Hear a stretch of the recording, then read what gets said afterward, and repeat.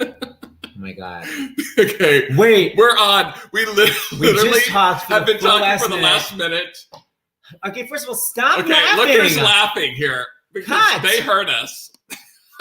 And David, get out of my damn stream. Okay, so look.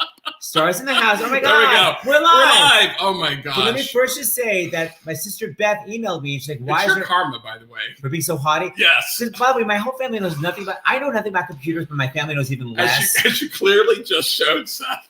So the point is, Beth was like, oh, why? She was like, why isn't the link on starsinthehouse.com? And I'm like, because the show isn't live. Learn how to use a computer. And then Margie, our producer, was like, why is the link not on Stars in the House? So I realized I hadn't fed it to that. But by the way, then we started the show and we're like chatty. And then neither one of us even noticed that these little eyeballs here that tell us how many people were watching. And then it literally said go live and it had not been clicked. And it was so much me talking. I'm talking about Andrew Lloyd Webber and so go back to the beginning. Hi, I'm James. Hi, I'm Seth Rudetsky. This, by the way, the opposite. I have to move this. Well, you're confused, Seth. It's more confusing. It's opposite anyway, and then on top of it, we change places. We changed sides because of James's shoulder. Yeah, and into the hoop. Anyway, go ahead. We had Andrew Lloyd Webber on. Well, we have to see what this is. Okay, go ahead. So Stars in the House. It's every day at 2 p.m. and 8 p.m.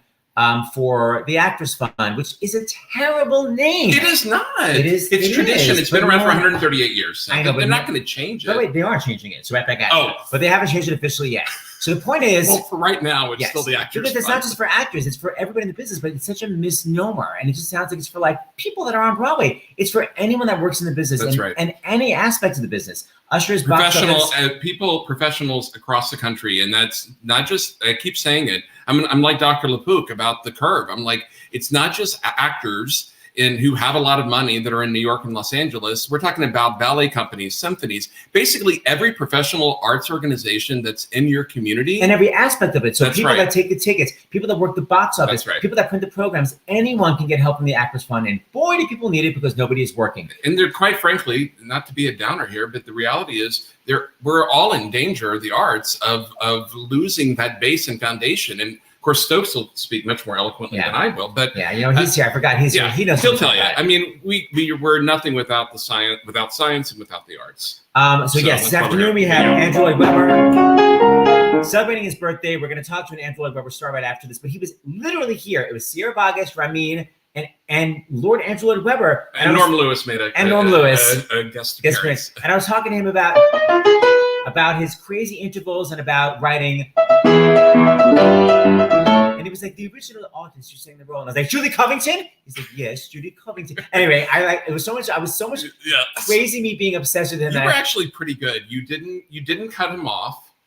You were really close, Seth, but you didn't. I was proud of you. Is this about our marriage? Anyway, the point is, it was amazing seeing him. Second of all, we got to bring up, I guess we have, first of all, if you're watching this right now, I beg of you, share this on any platform you have because still people are like, wait, what are you doing? The more people that know, the more people that will watch and just not feel isolated. And hopefully the more people that will donate to the Actors Fund. So go to Twitter, take like 2 seconds, copy the link, go to Twitter, Facebook, anything, and share. That's fair. Okay, so donations. We got a lot of donations. I'm going to just read play some Andrew. a few here. This is what came in at the end of the show this afternoon. Just a couple then. Rachel from New Jersey, $25. Taylor from Michigan, $155. Tessa from Wisconsin, $50. Rick from New York, $25. Stephen from Connecticut, $25. Eva from New York, $25. Jay from Florida, $50. It's pronounced Ava. I know. I realized it as soon as I said it. It's I all messed good. it up. I had the joke in my head. Okay, so the next thing I'm looking at our little list. Let's bring on Dr. LaPook. Yes. And we got Dr. LaPook. We have a picture that you're going to appreciate. So here's the chief medical correspondent of Stars in the House. He also works for CBS, whatever. Yeah. But chief medical correspondent for Stars in the House, Dr. John LaPook. America wants to know why you switched positions from 2 o'clock. Okay, it's actually, you could actually help. Poor James dislocated his shoulder. By the way, I bought him sneakers, and he walked down the stairs, and he was carrying 2 suitcases. I told him to use the banister. This is literally 10 years ago, Seth. Anyway, dislocated it, got surgery. The shoulder is still bad. So sitting on that side was hurting his shoulder. So I had a partial shoulder replacement on my left shoulder. And I went back to the doctor right before all of this hit, and I was going to see him again soon. But, it's like it hurts, and I was supposed to maybe go back into physical therapy, but it's not worth it. So, but I'd rather not You can aggravate. do stuff at home, right? You can do some gentle exercises at home, and I do. you might have something written out that you can use. But anyway, I digress. Thank you. Hey, Dr. LePook. We saw you. Yes, we saw you on the CBS Evening News this evening. Great job. From Kate's office, my wife's office. That's where I was broadcasting. We're doing this home broadcasting using something called LiveView, LIVEU. And we're on StreamYard. And you were begging people, do not hoard. Stop being, I may need this stupid medicine one day. Leave the damn medicine for someone who needs it right now. Yeah, so we're seeing this right this very second, even as we speak. So you heard about hydroxychloroquine, which is also called Plaquenil. That is something that is used, and we know it works for people with rheumatoid arthritis and things like lupus. And it may work for people with COVID-19. Well, people are saying, well, you know what? Why don't I just have it on my cupboard, in my medicine cabinet, just in case? Well, when it's on your cabinet, in your medicine cabinet, just in case, it's not in the hospitals and it's not in the pharmacies where people need it. So already there are people who need it, who have lupus, who have rheumatoid arthritis, and they can't get it. I heard that today from somebody who tried to prescribe it. And what happens to those people is they can end up in the hospital. They end up in the hospital. They're vulnerable. They could get COVID in the hospital. They could give it to your health professionals who are taking care of them. The health professionals get sick. And now guess what? When you, who are hoarding it at home, when you get sick and you need a health professional, they may not be there for you. So there's both a societal reason to be, thinking of the community, and there's also a selfish reason. Selfish for your own health, 100%. Yeah. So Dr. LePook, before we go to our first Tony Award winner of the night, wanted to share with you, can you bring it up, Seth? This is from my cousin's, my cousin sent it to me. Her son is doing distant learning, and I think they took a little, where is it? Right here. They remember you were saying it's really good to kind of keep things regular, even if you're not at school, just to kind of make the kid feel safe. This is our cousin's kid, Devlin, and look, when he learns in school in his house, he made his own school. What does that say? Swanson Elementary School. Thank you, Devlin. So good, and he could be the principal and the vice principal and the hall monitor, everything. He could be the gym teacher. I loved boxes when I was a kid. All right, so Dr. LePook, by the way, I don't like gym teachers. Anyway, we're going to bring you back after we have a couple of Tony Award winners. Okay. Stay tuned. So yes, Angela Weber's birthday. We want to bring one of our pals, one of the most brilliant Angela Weber stars and Tony Award winners. Who's coming from the place where we stayed. My gosh, 10 years ago, we stayed at this ranch. Yeah, in her beautiful, beautiful ranch down in right. Texas. Please welcome Tony Award winner, the original Grisabella, Miss Betty Lynn Buckley. Hey guys, I'm so happy to see you. Hi, Thanks Betty. for inviting me. So this is your beautiful. Remember when you were out here? Yes, Of course. it was actually James's birthday, and your birthday is the day before, right? We had birthday cake. I remember. And you stayed in my guest house, which now is Kathy's house. So Kathy Briganti. Hi, Kathy. So, Betty, we want to just talk a little bit about Angela. We're going to bring Betty back for a whole show. Believe me, there's so many. So we're going to talk about Pippin. We're going to talk about 1776. Yes. But we got to talk about Angela Weber. Talk to me for just a little bit.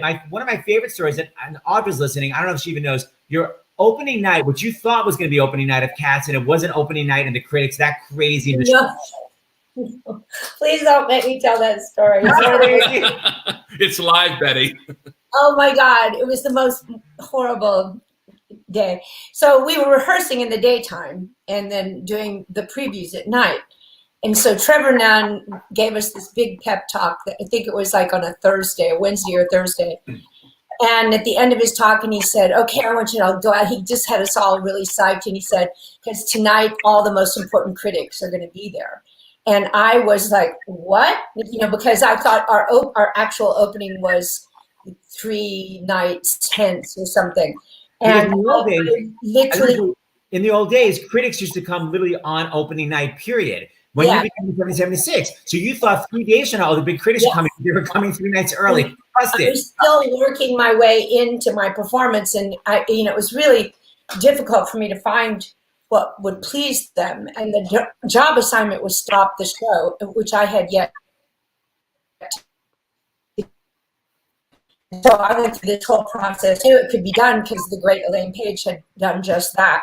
So I went through this whole process, but I wasn't there yet. So I was literally inconsolable, and I couldn't go out on our dinner break. And my wonderful dresser, Marcy O'Levy, was trying to console me, and I was just, I guess this was a true anxiety attack.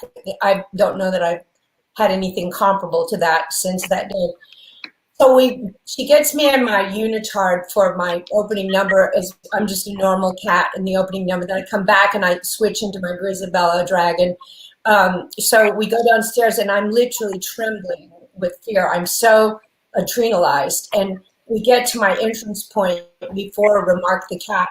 And our wonderful sound guy comes running over and says, her microphone's broken. So I'm in at that point, a very expensive musical, $5 million musical, and I'm basically the girl singer in the show, and I have no microphone. And so Marcy had trained me that if there was ever anything bad, I was supposed to spread eagle, and she would take off the coat. It was like a coat with the marabou wrapped around my neck, which then became my tail, and then a little sequin dress that was a kind of a simple, tattered version of a sequin dress. And then she unzipped from the back, and then down to my bodysuit, which she unzipped again. And the mic pack was at the tail, underneath the tail. And so I'm there and I'm terrified. And so she switches my mic pack out, zips me back in. I'm still waiting for my entrance music, and Dale comes running over again, and he says, that mic's broken too. So that we went through the whole process a second time. And this wonderful guy, Merlin, came over, I did several shows with Merlin, 1776 and Pippin and stuff. And he sees the terror that I'm facing, and we're in the dark, and he gets right in front of me. He's like, look in my eyes, breathe, breathe. And he's like, spread them, lady, 86th precinct. He's trying to make me laugh, and I'm like, so they switched me out that time, and just before I'm to step on stage, Dale runs over again and says, that mic's broken too. So Merlin yelled at me as I'm like going out for my first entrance as Isabella. He says, go down to the foot mics and sing like you did when you were 11. So I like charged through the cats down front center. And it was that was the night Frank Rich was there. I remember his review very clearly. It was like, Betty Buckley has a strident voice. And but apart from that, it was like, the only unkind thing he said. I was like, strident, you'd be strident too if you didn't have a body mic and try to sing those songs. Anyway, I was like, what? So yeah, thanks, Seth, for that memory. Hey, Betty, Thanks for that memory, Seth. Everybody loves you. The amount of comments you're getting, I can't even tell you what you're getting on the side. I'm going to show some of these in memory. Okay, you can talk. Betty, how are your horses? How are your animals? Well, they were very happy when I got home. We drove from Texas. My second week at the Carlisle was canceled, and now the whole Carlisle hotel is shut down. Yeah. Temporarily, and so we opted to drive because we were really worried about flying. So we rented this SUV, a large one with all our luggage and stuff, and we thought, we're road dogs, we can handle this, because we drove from time to time on the Hello Dolly tour. Okay. So it took us 3.5 days. It was like we were taking it slow anyway. But it was like, see America shut down. That was basically the whole thing. So 2 things I want to say. First of all, Betty, you were wonderful on Hello Dolly in Pittsburgh. You had us in the palm of your hand. I agree. We saw Betty twice. Yep, we saw you in LA and DC. Second of all, I want to play this so all the divas watching, including Stokes and Audra, hear this brilliance. This is you doing memory, and not only is your E pure eval, but you literally do the entire phrase in one breath. I was listening to it having a breakdown. You got to listen to this, Betty. It's one breath, and listen to the evals. It's incredible. Okay, here we go.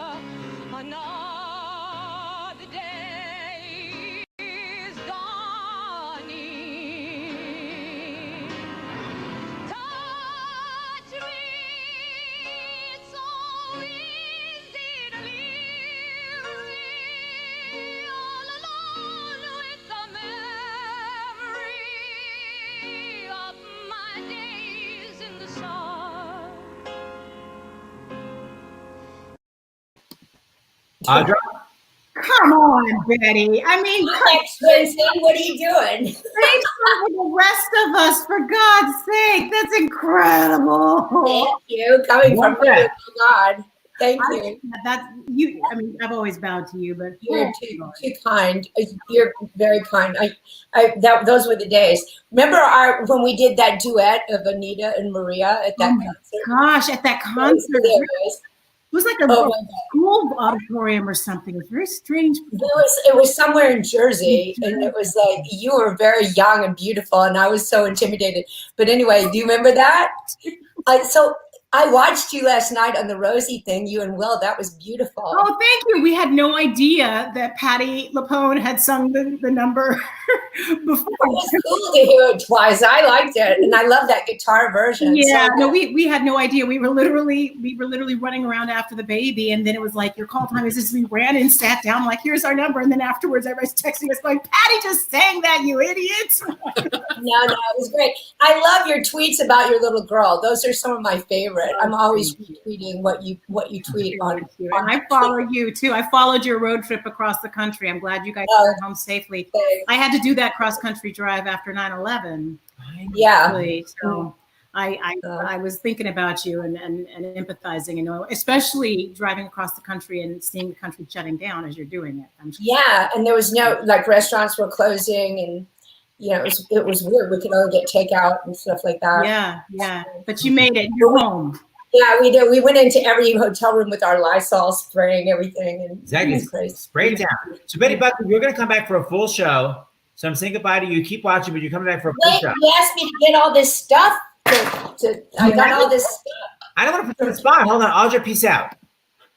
Okay, so wait, what do we have? Okay, so my friend, Carol Richards Bernstein, she's married to Ira Bernstein, who used to be the general manager, because she sent me this great stuff. This is like some of the Christmas lights from the original Cats production. And then there's individual ones too. There's like 3 individual ones. There's one big package like this. There's you asked me to do this, so I did. Yes. This is I didn't know if you had any. These postcards of the original production on Broadway that are really quite beautiful. I have like 3 or 4 of those. And then there's these programs from the original production. And then this is really cool. This is like an actual piece of the Heaviside layer that I went up on on the crane every night, So that's from the actual floor. And it says Heaviside layer from the set of Cats, the longest running show in Broadway history. Oh my God, Audra, start bidding. Okay, so this is. And then wait, there's one more thing. And then Cats. This is my original.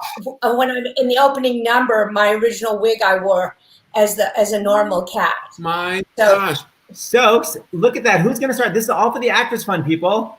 That's amazing. Betty, thank you so much for doing that. I mean, it's incredible. Yeah. People are coming out of the woodwork to help out, and thank you so much. And man, listen to that.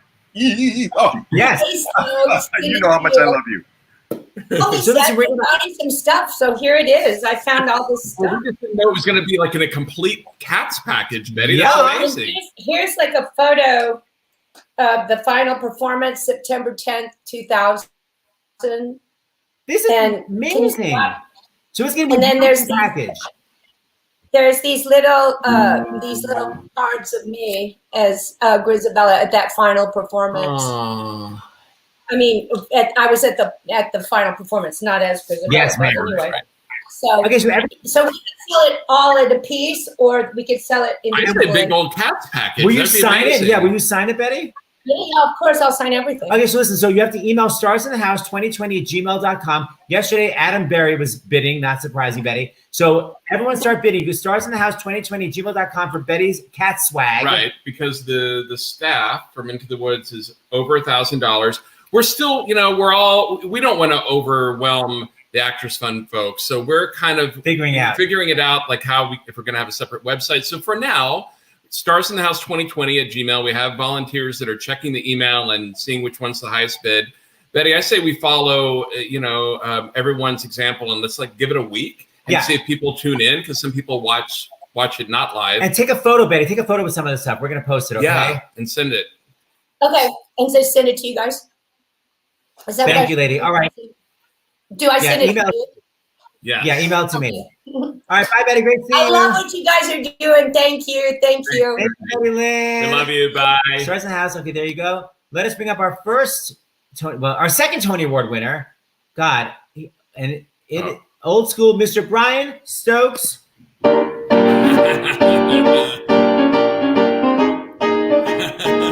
Wait a minute. Oh my gosh. Is that like your Trapper John days, Stokes? This was my first photo ever, my resume photo. I think I was 16 years old. I want to bid on that. You can. I was like 16 years old when I did this. It's like how we devolve, huh? It's like, oh my God. Okay, she needs to cut. Mitchell, I don't know how you're doing it. Right now, you are the chairman of the board of the Actors Fund. What is it like in the trenches, man? Well, this is how I'm doing it. I'm doing it because I'm not really doing it. What's amazing about the Actors Fund and about our entertainment community is that we have always been collaborators. It's amazing to me. You can't put on a show without collaboration. It absolutely demands that. You have lighting designers, you have costume designers, you have ticket takers, you have curtain pullers, you have the ushers, you have the actors, you have the musicians in the pit, you have dancers, you have singers, you have, of course, actors as well. But that's what everybody always sees. But we can't do it without everybody else. And it's always been this amazing collaboration. And I am blown away by this collaboration that first you guys, thank you so much, for making this, starting this all, making this happen. You're making a ton of money for the Actors Fund. That's why this says Stokes the Grateful. I am so grateful for you. Rosie's show yesterday as well. She made more money, and all the people that have been a part of this. It's always been about our entertainment community coming together and helping each other. And really, I can't take credit. It's Joe Benincasa, the incredible staff at the fund. It's the volunteers. It's the medical people there. There are so many people that are this, and anybody who is giving to this becomes kind of by extension, a part of that as well. So I'm just really, really grateful to everybody who's made this all happen, and the folks that are watching this fantastic show. The show this afternoon was great too. Oh my God. It was. There's so much music that's going to happen. Let's just start with the music right now. Then we're going to go back to chatting. So you're a brilliant musician. Are you going to play for yourself, track it? What's happening? So this is a track from the album that I just finished. It came out the end of last year, and it's called Plays with Music, and we'll show that again later. Thank you. Oh, look at you. You're all fancy. And I was thinking, what's the best song to sing in gratitude to all of the people that have been just really coming together and pulling it together. And I thought, it's just so obvious. The opening song on my album is this incredible salute to everybody in show business. And I did this. It's not the usual arrangement, though. My second musical brain, Ted Firth, and I got together and we thought, I want to do some fun with this. Let's make this odd meters. And I heard Sir Andrew talking about how he loves odd meters. Mm-hmm. Me too. Love odd meters. Every one of my solo albums has odd meters on them. And I thought, I wanted to kind of say, show business is fun and great and wonderful, but it's also kind of sideways. It's a little bit quirky. It's a little bit odd as well. So if I challenge you, Seth and James, to when you hear an odd meter, count it out on your fingers and see what you hear. And so this is to everybody. Thank you so much who's been helping out the Actors Fund. I dedicate this to all of you. Let me see if I can make my technology work now. Let's see. And here we go. I'm getting the wheel of death, but it will start.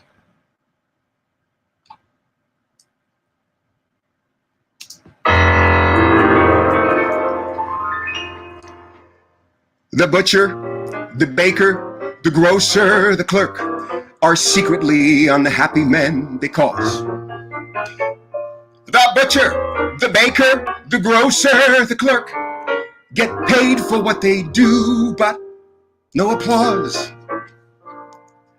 They gladly bid their dreary jobs goodbye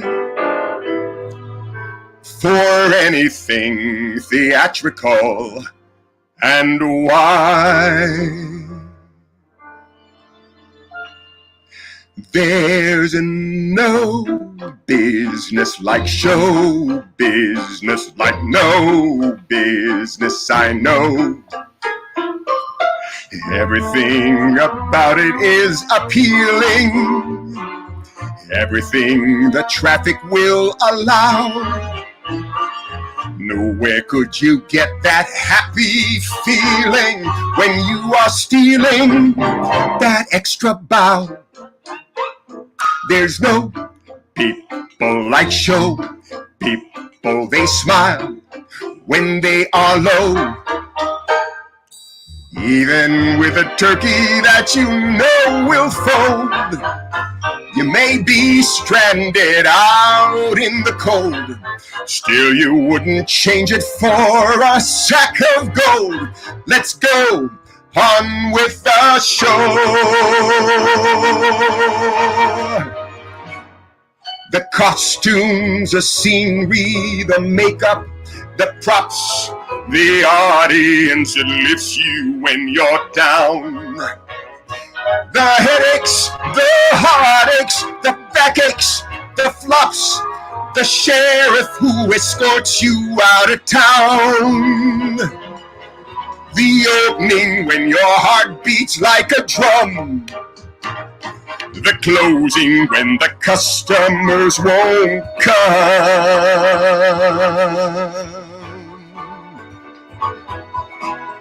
There's no business like show business, like no business I know.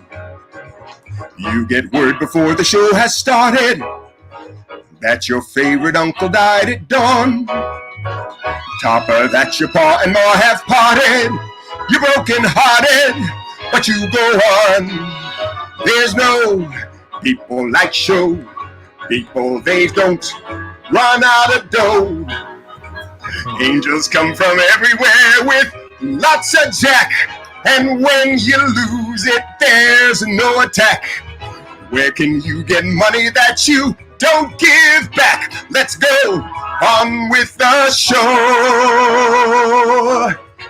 There's no business like show business, like no business I know. Traveling through the country is so thrilling, standing out in front on opening nights, smiling as you watch the theater filling, and as you're billing up there in the lights. There's no people like show people, they smile when they are low. Yesterday they told you you would not go far. That night you opened and there you are. Next day on your dressing room they've hung a star. Let's go on with the show. Let's go on with the show.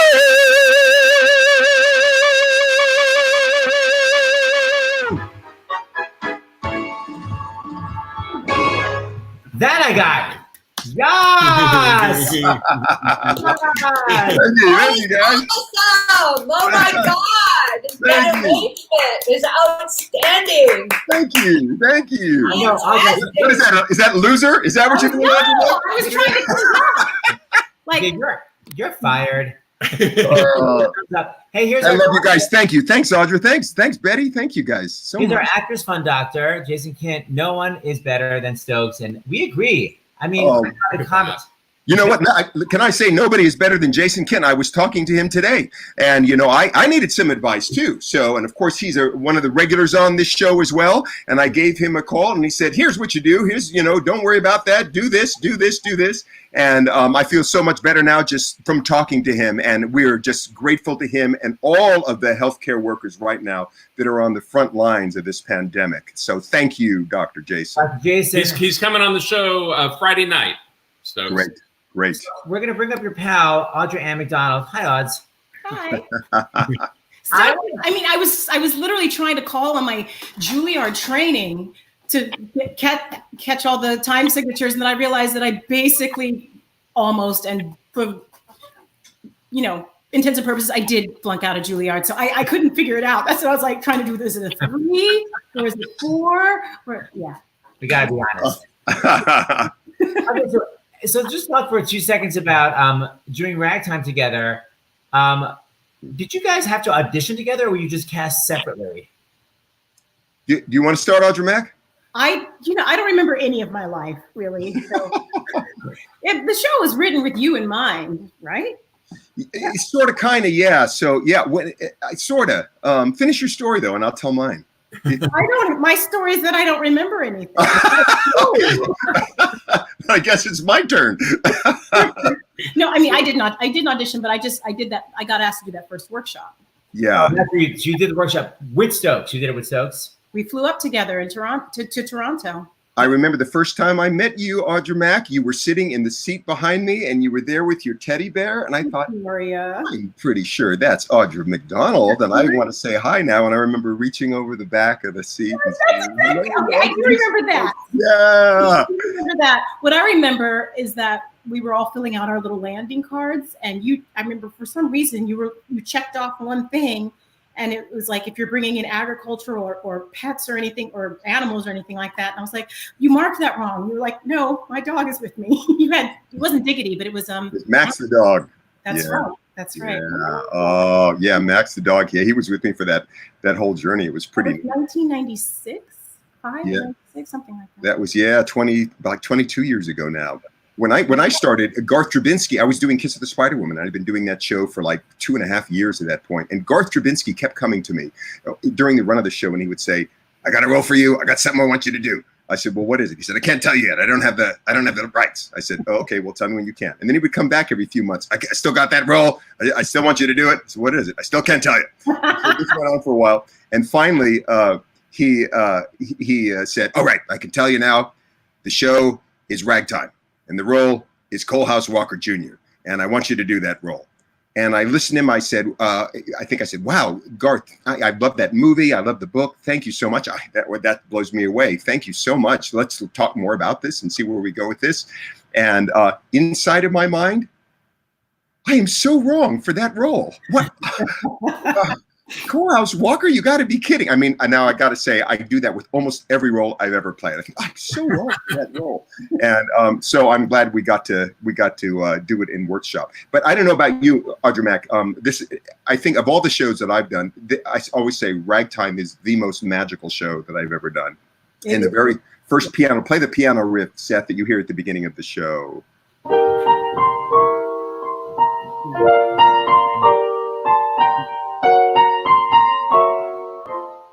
Yeah, and Stephen Flaherty, who wrote that with Lynn Ahrens, did the lyrics. That was there from the very first workshop we did when we were sitting around the table. Remember that? Mm-hmm. And I remember when Stephen was sitting at the piano and he played that, it felt like something huge descended on the room. And it was like, oh my God, what is that? Yeah. And it's something that never, ever left the show. And it's interesting because, I've been saying lately, occasionally, there are times in my life that I have felt very fortunate that, that was one of them that I felt I think this is one of the reasons I'm here on the planet. Yeah. I think this is why I'm supposed to be here, is to do this show. And I could tell you on the amazing letters I would get from people. That's another thing to talk about. But it's so interesting because just thinking about what's going on and seeing everybody coming together, and I started thinking, you know what?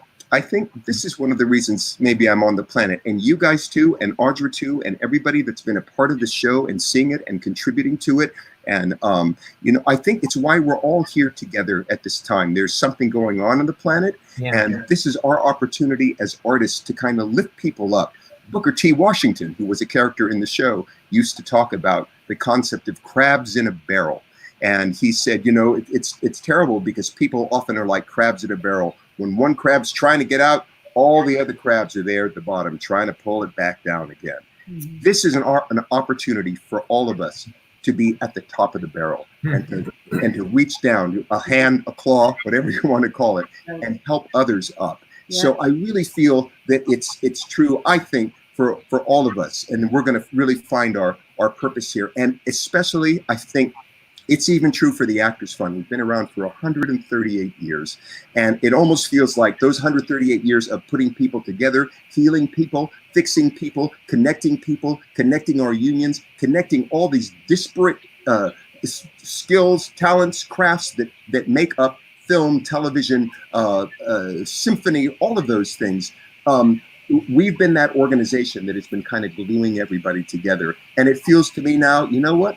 I think maybe this is the reason that the Actors Fund is here in this very moment as well. So I just hope other people will embrace that and help some people out of the barrel. I feel you're right, and I feel that they are. I feel that everybody is realizing that we have to rise to the occasion in this moment and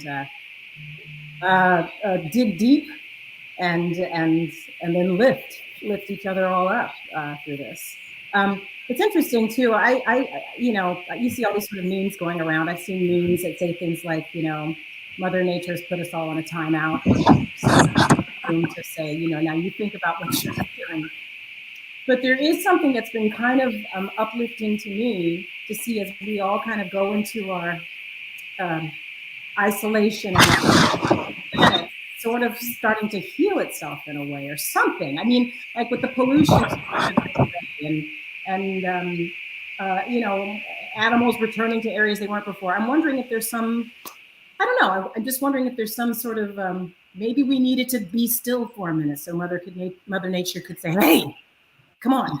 I don't know where I'm going with that. I must stay. I would agree. It certainly is, a lesson that we cannot avoid seeing now, and that's the thing. I think we've gotten those lessons are all around us because other people, Kayla and I were talking about that the other day when she was on your show. And after the show, we were talking on the phone. Right. And she was saying, I've always felt that. And now I think it's kind of in everybody's face. So I think you're right about that. And it's a tough lesson to learn, but we can't avoid it at this point, and that's maybe one of the positives that are going to come out of this. Please God, Audra McDonald, I always got to go back to the comedy. Can you please ask Stokes if he remembers that time you were doing the end of Act 1 and they lifted you with the? Yeah, I got to know his version of the story. Please, thank you. Wait, do you remember this, Stokes? What's his story? Okay, so one night, when I would get beaten to death every night.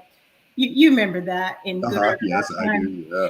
And the police officers beat me up, and then the coal house men would come in and raise me up off of the ground, and then walk me off stage. And then that's when you would that's right, because you would come on and go no, and you'd hold me, and then they'd come in and raise me up, and then walk me off stage, right? And so, do you remember the night that they all came in? You were holding me, no, and then they came in and they raised me up, and one of the guys, I don't know if it was Bernard Dotson or which one of them lifted me up, and his microphone got stuck to my wig.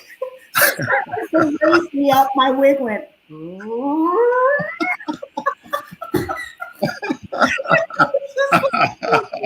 Sarah had a bad wig. Sarah's bald too. Terrible time. Go, I'll look at that and go, wait a second. And cut. Oh, Audra, you had an announcement about an item that you were going to donate, right? Yeah. First of all, after admitting on your show a couple days ago that I had kept the babies from ragtime, Marty Bell, one of our producers of the show, wrote us a note saying, saw you guys on the show, it's all great, and I'll be sending you a bill for the props. Wait,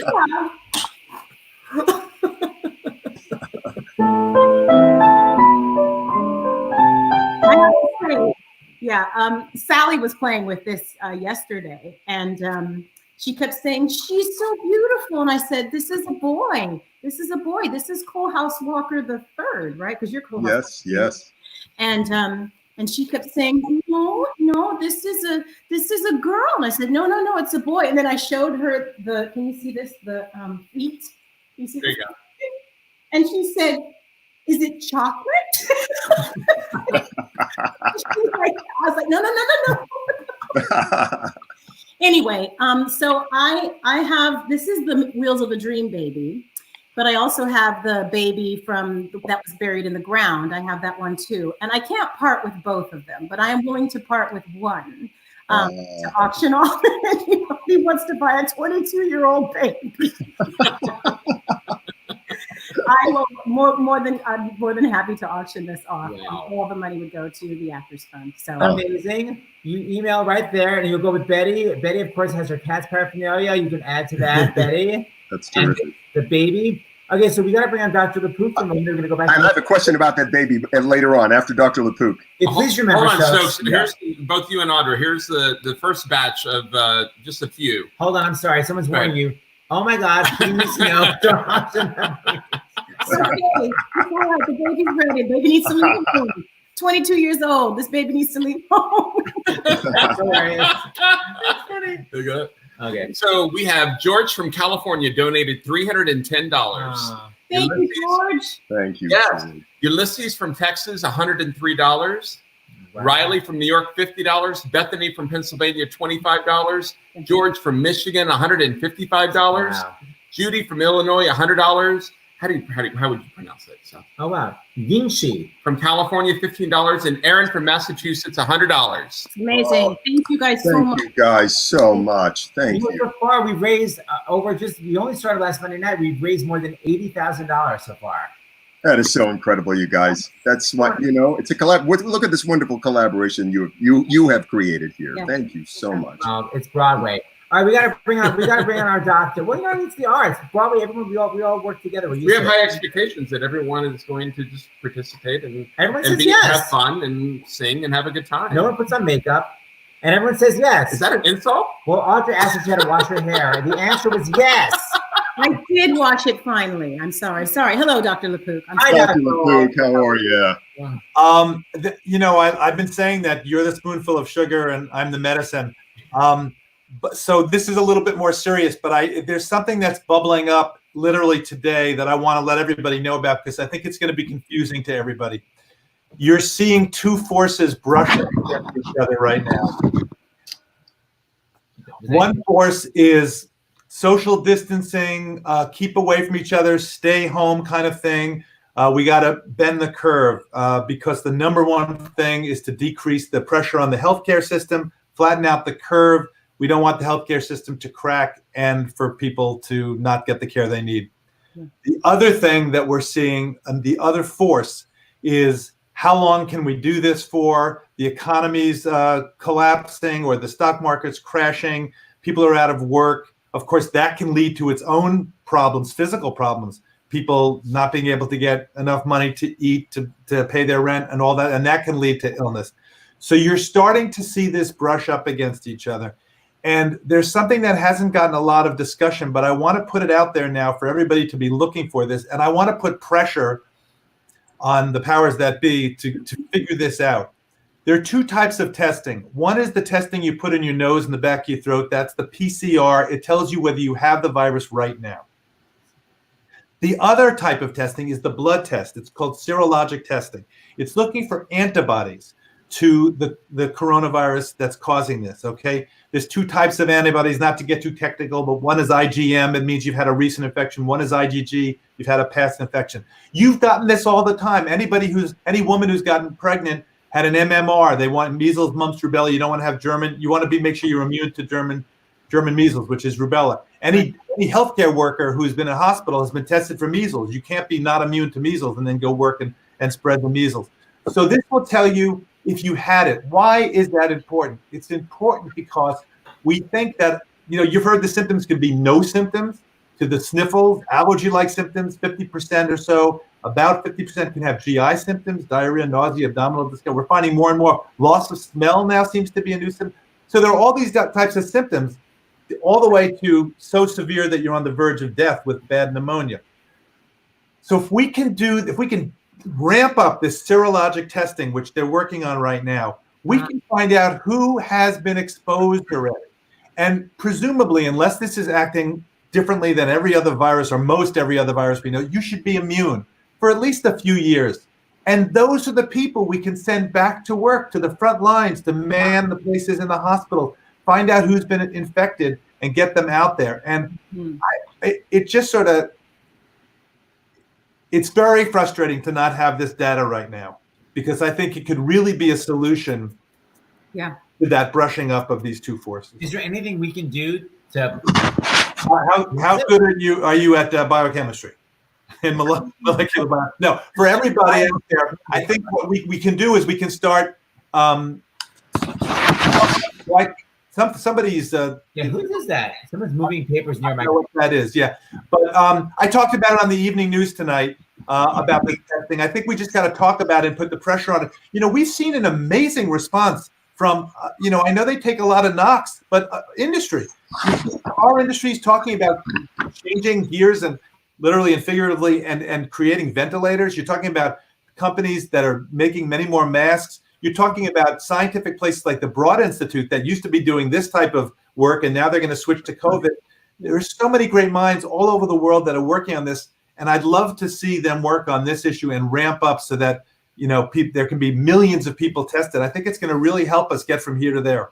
We have a question from a viewer. And this is actually very similar to one that a good friend of mine from Texas is worried about regarding her grand. You know what? It's okay, I think we have to take them off. We social distancing. I told my mom she should cancel the cleaning lady, but what about a home health aide? Does an aide need to be 6 feet away from a client? So my friend, Dr. LaPook, who is in Texas, and her grandmother's in her mid-90s, and her health just started declining about a year ago. And so now a home health aide comes every day, and she's really worried about her grandmother getting sick. That's called being between a rock and a hard place, right? She can't be alone. She has to have some help. The CDC, I actually checked with them today about this to be sure, because I was going to be talking about it on the CBS Evening News with Nora O'Donnell. And we were actually chatting. And the question was, can people go outside? And it's not all that dissimilar, because the question is, how do you get it? So the CDC is saying now, assume everybody has it. So assume that healthcare has it, because you don't know where they've been, are they with other people? So assume they have it. Close contact is considered within 6 feet, because the idea is if you cough or sneeze, the droplet can go into your mouth, nose, or eye. You have to try to stay at least that distance. If you're walking by somebody in the park, because this came up today, actually Nora asked me this, what's close contact? Because in New York City, it's hard to be 6 feet away from everybody all the time. But the CDC says, look, if you just, and the Department of Health said the same thing to me yesterday of New York State, if you're just walking by each other quickly and you happen to be 3 feet away, that's not considered close contact. Close contact is within 6 feet for what they call a prolonged period of time. What's that? We haven't nailed that down yet, but it would certainly be if you're in an edit room with somebody for 45 minutes and you're 4 feet apart. So I think the answer to that person is she can't be alone, right? She has to have some help. And I think you try to have that person educated as much as possible that have they been in contact with anybody who's sick?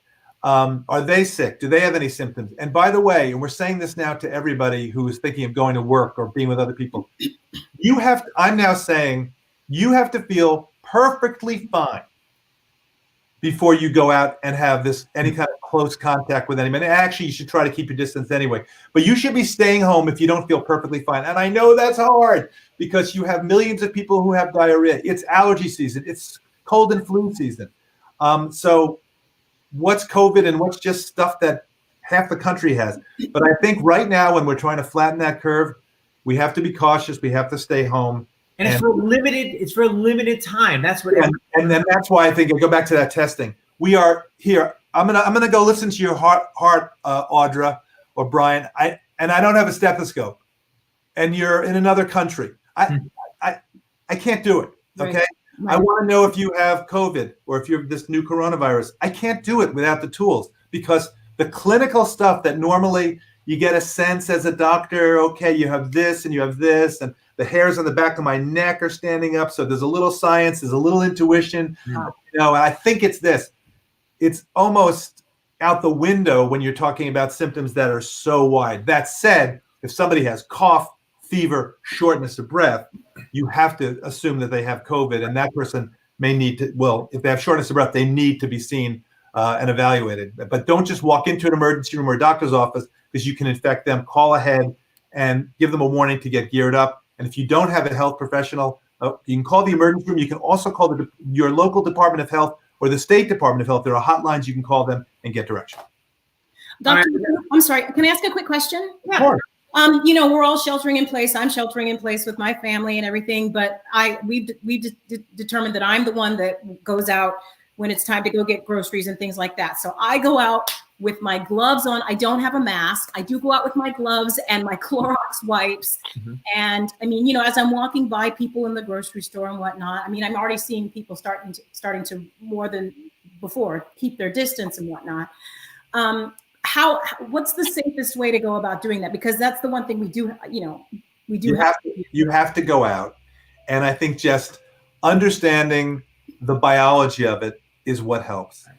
So if somebody's not within 6 feet of you, they're not going to give you, the likelihood they're not going to give it to you. There's this asterisk. We talk about aerosolization. Yes. Let's put that aside. Okay. And if they're not within 6 feet of you and they're not coughing and sneezing, you're not going to get it that way. Surfaces, definitely the big question mark here. How long can it survive? It could be a day, it could be a few days. So, and we all touch our face 23 times an hour by this one Australian study where they videotaped medical students. Mm-hmm. So try to keep your hands in your pockets, below your chin, wash your hands frequently for 20 seconds. And when you go out for that shopping, those hands don't go above your chin. If you could ever try to do that, it's when you're shopping, because who knows, you're on a shelf and you go to get the cereal and your hand brushes against a place where somebody else did. And you have to think that with that degree of paranoia, you don't want to go down the rabbit hole. You don't want to go nuts with it. But I think if you can just understand that if your hands are full of virus, but they're not in your mouth, nose, or eyes, there's plenty of time. Just wash them off. So that's the thing. Try if you're a nail biter, a cuticle biter, this is never a better time to stop. Yeah. Okay. This is good to know. Yeah. No, I mean, I do it with gloves, and I have the Clorox wipes, and I wipe down everything before I, get in the car and all that stuff. But I was, I'm trying being super paranoid, but I was just curious as to what's the safest way. Yeah. And if people out there don't have gloves, remember that your hands themselves, if they have the virus on it, as long as you wash for 20 seconds, soap dissolves away the lipid membrane, that fatty membrane. It's really effective. And just get the tips of your fingers, the knuckles, the hand, all those things. Oh, and the thing that I learned about 10 years ago, I got this wrong on an annual hospital test. They do it, and I say, I have to do this again. I know all this. I learned something, which was I was doing Purell wrong. So the way to do it the right way is you put it in sort of the well of your hand. People forget their fingertips. And they actually showed this in some great study where they had a special light after people used it, and then the tips all lit up with the dirt, with the schmutz. So you put you put it in the middle of your file, put it high enough. You put your fingers in there, you flip it over, your fingers in there, and then you do every single millimeter of your hand. Wow. I was doing it wrong. I was missing the tips of it. So anyway. Good to know. Thank you. Very Achilles heel. All right, Dr. LePook, you're going to come back and say goodbye later. Don't go nowhere. Brian Stokes Mitchell, we need a music break. What the hell are you going to give us? I can't wait. And what meter? Hold on, you're muted. You're muted, Stokes. Yep, hold on.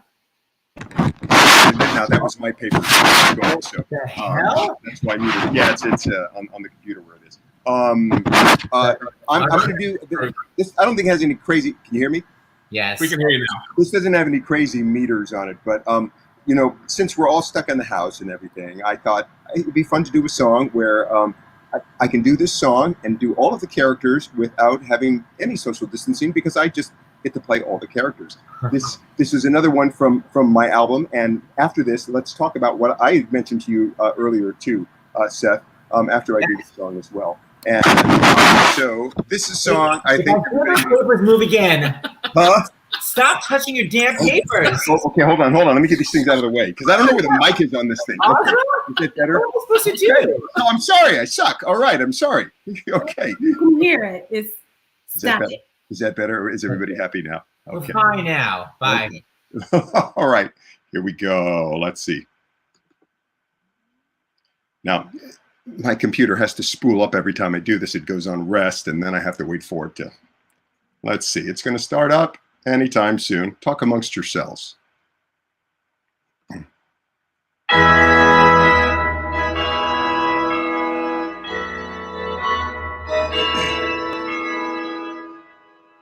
Bless this day, pinnacle of life. Husband joined wife, the heart leads up to behold this golden day.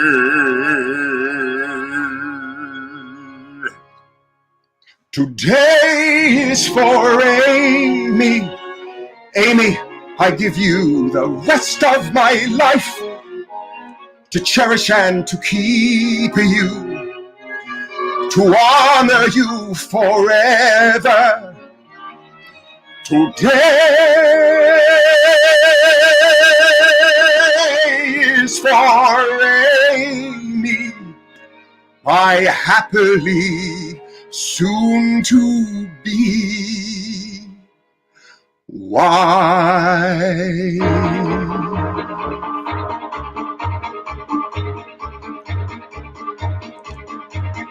Pardon me, is everybody here? Because if everybody's here, I'd like to thank you all for coming to the wedding. I'd appreciate you going even more. I mean, you must have lots of better things to do, and not a word of it to Paul. Remember, Paul, you know the man I'm going to marry, but I'm not, because I wouldn't ruin anyone as wonderful as he is. Thank you all for the gifts and the flowers. Thank you all. Now it's back to the showers. Don't tell Paul, but I'm not getting married today. Bless this day, tragedy of life. Husband yoked to wife, the heart sinks down and feels dead. This dreadful day.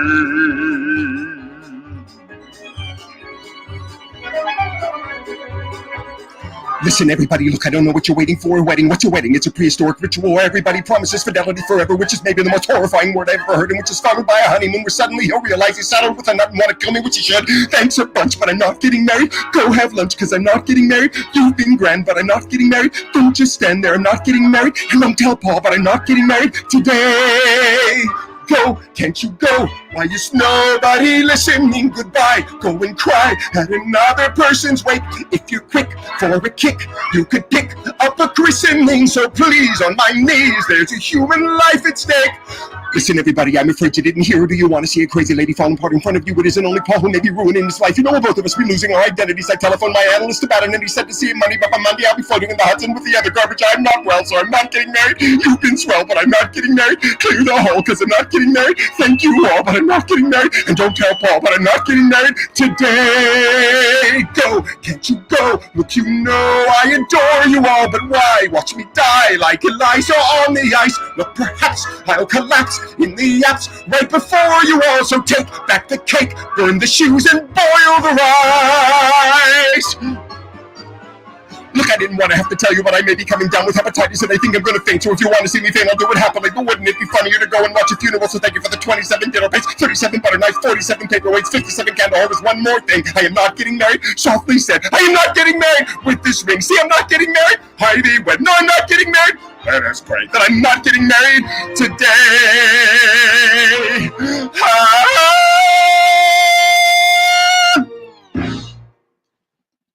Wait, the direction at the end was amazing. Betty's loving it. Oh my God. It's the most impossible song ever. That's amazing. Wow, we're The impressed. mere idea of it like frightens the hell out of me. Anyone who takes that, it was amazing, but the ending was out of this world. Oh my God. Thanks, Betty. Have you done that song, Betty? No way. Have you done it, Audra Mac? Have you ever done that? I can't talk that fast, and I can't think that fast. It's like I can do that. It's a Yeah. song you knew. I can't think that fast either. You know, that's a song that I learned, and I think this is probably everybody that's done it. It just becomes muscle memory. You just have to do it and do it and do it and do it. And you, if I think about it at all, it always messes me up in the song. So It's I wonderful. can't even imagine it. The mere idea, the fear of going up in a song like that would freak me out so bad. Oh, and I've done it. I couldn't bear the adrenaline just to like take it on. I couldn't bear it. That was amazing. Thank you. And especially in this day of social distancing, for you to do that ending was really like encouraging us all to go back to social distancing. Right. So tell everybody about your album. What you're gonna do? So here, my album. Well, you got it online there. Thank you so much. Today, I've been trying, because looking at everybody, Betty like you and Audra like you, everybody wants to auction things off, and I was thinking, what else can we do?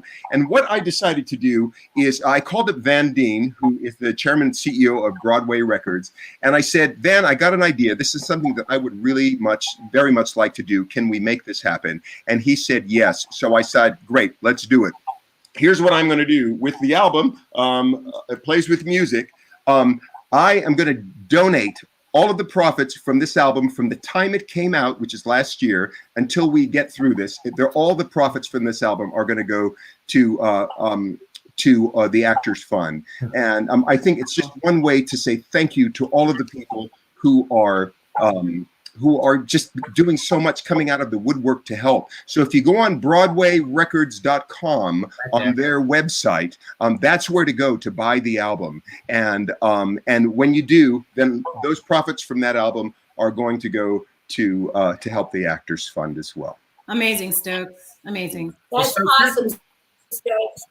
Thank you. You'll be happy to hear this. Speaking of money for the Actors Fund, another batch of numbers here. Thomas from New York, $255. Thank you. Thomas, Randy thank you. from Florida, $25. Thank you.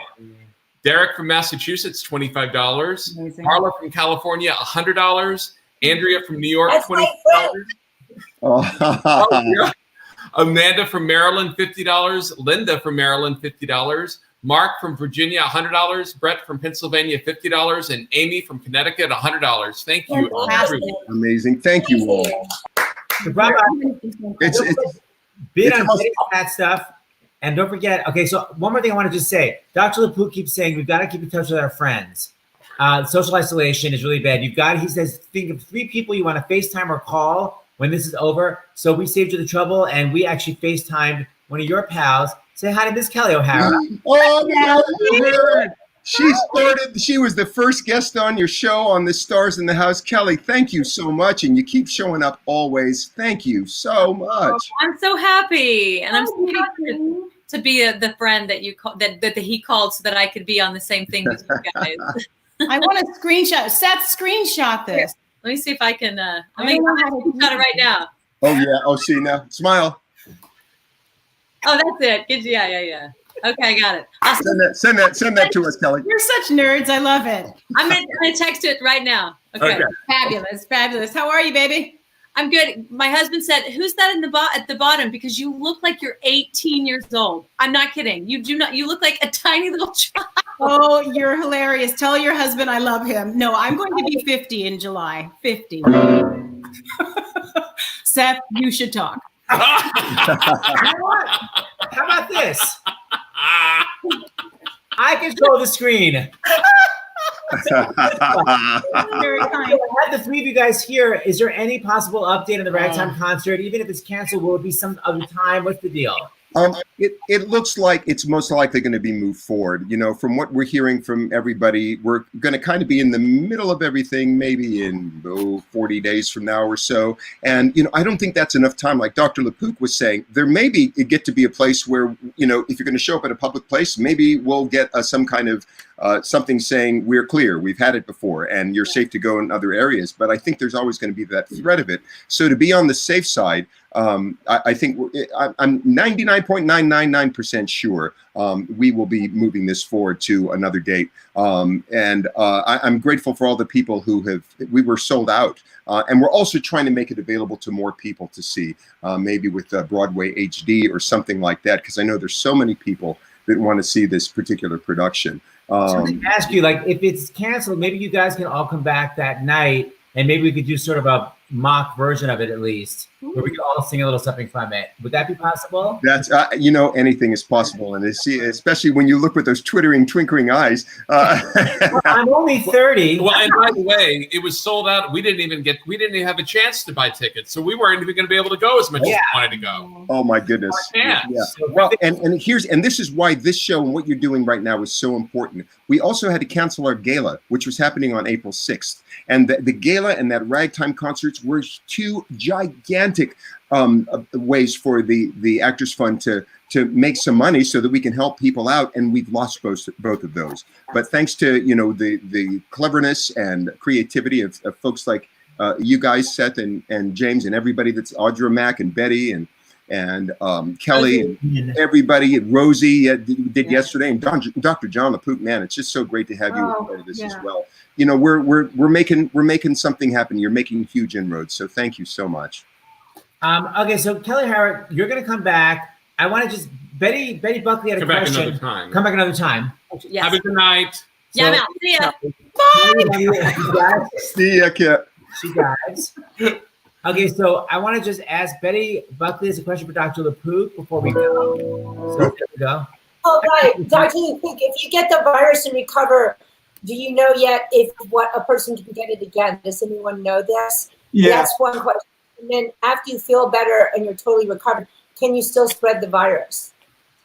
Oh boy, that is two great questions. So the first one, we think we know the answer to. If it's behaving like other viruses, and the asterisk is it's kind of a new virus, but if it behaves like other viruses, once you're immune, you should have some immunity. Once you are infected and you recover, you should have some immunity for several years and maybe longer. But that we have to test that out.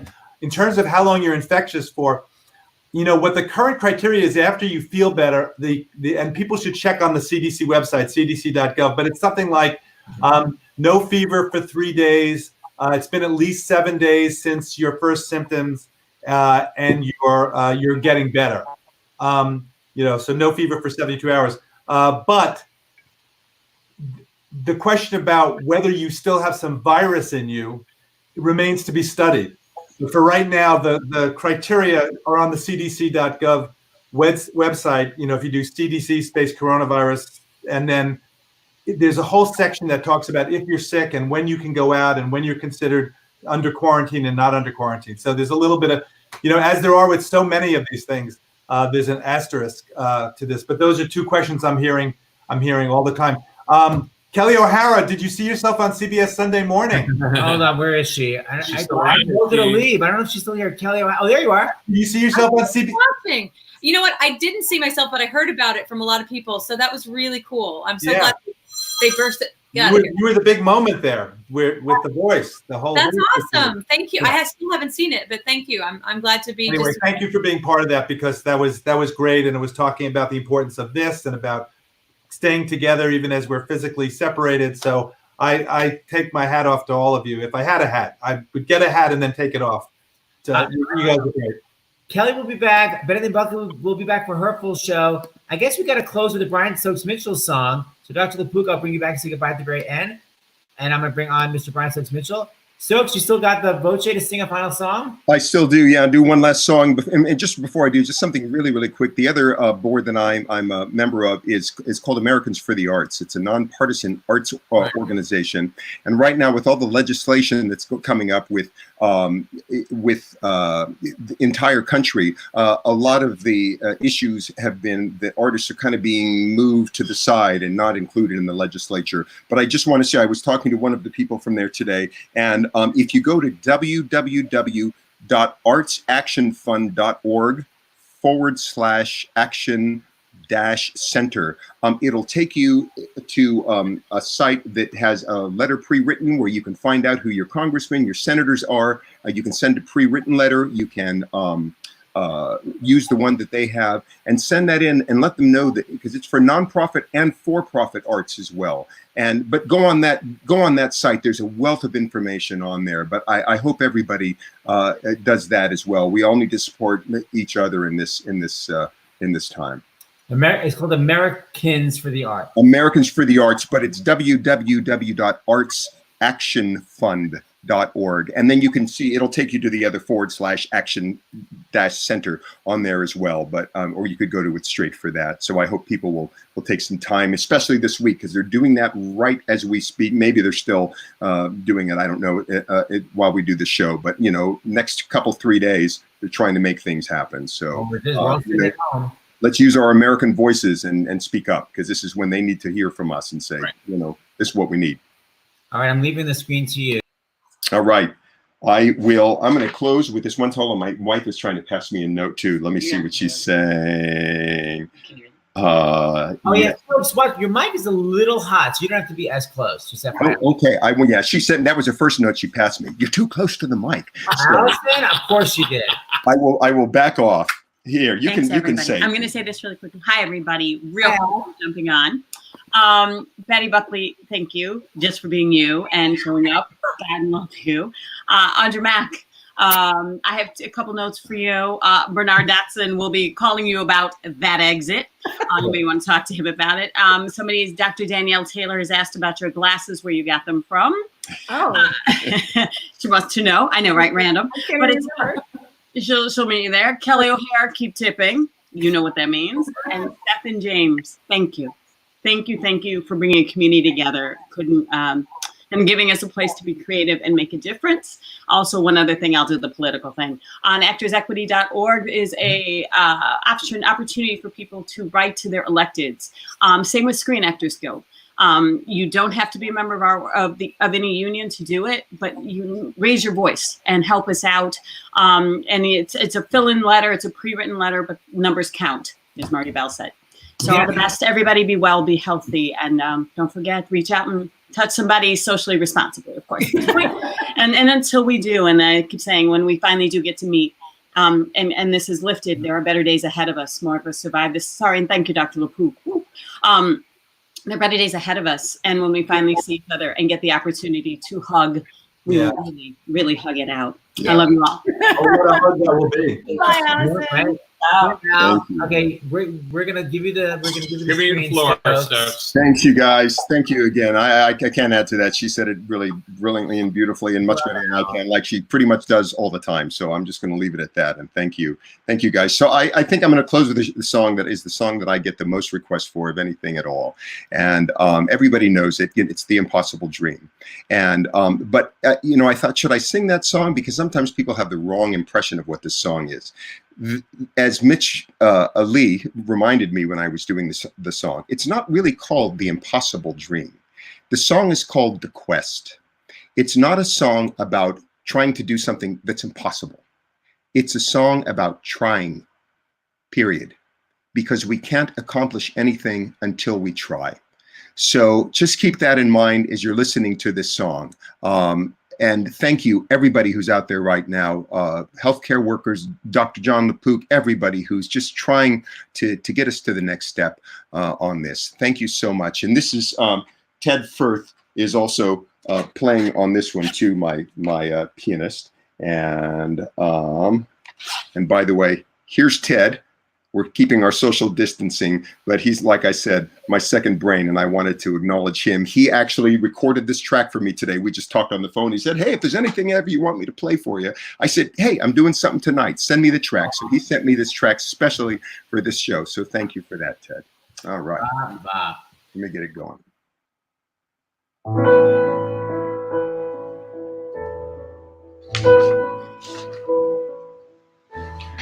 To dream the impossible dream, to fight the unbeatable foe, to bear with unbearable sorrow, to run where the brave dare not go, to right the unrightable wrong, to love pure and chaste from afar, to try when your arms are too weary, to reach the unreachable star. This is my quest, to follow that star, no matter how hopeless, no matter how far, to fight for the right, without question or pause, to be willing to march into hell for a heavenly cause. And I know if I'll only be true to this glorious quest, that my heart will lie peaceful and calm when I'm laid to my rest. And the world will be better for this. That one man, scorned and covered with scars, still strove with his last ounce of courage to reach the unreachable stars.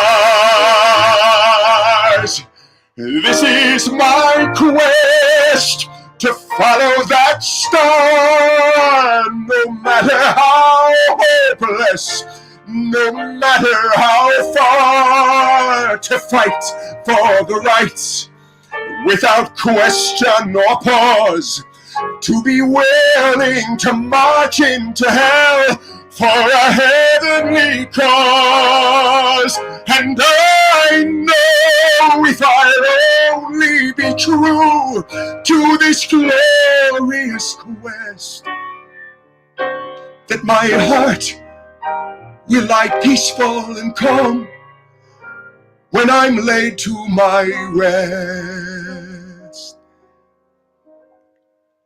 And the world will be better for this. That one man, scorned and covered with scars, still strove with his last ounce of courage to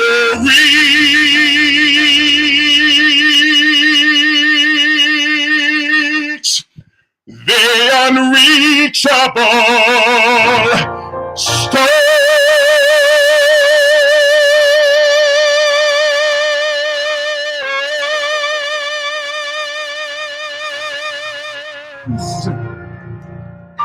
God bless everybody. Be safe. That was amazing.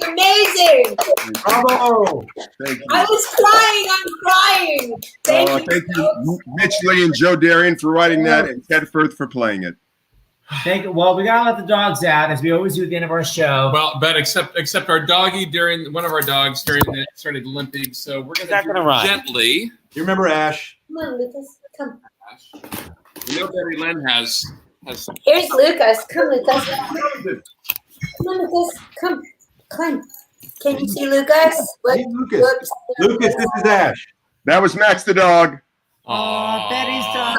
and also Diggity Dog, who we also lost as well, but they're still on the hearts. Broadway Barks babies. Yeah. Tomorrow, everyone. Sorry. Jeremy Jordan for our matinee, and the evening show is Raul Esparza. Family chat. And Ellington. Love y'all. Love you, James. Guys. Just Bye, amazing. everyone. Be safe. Well, be safe. So great. Thank you. Bye. And broadcast. Thanks, James.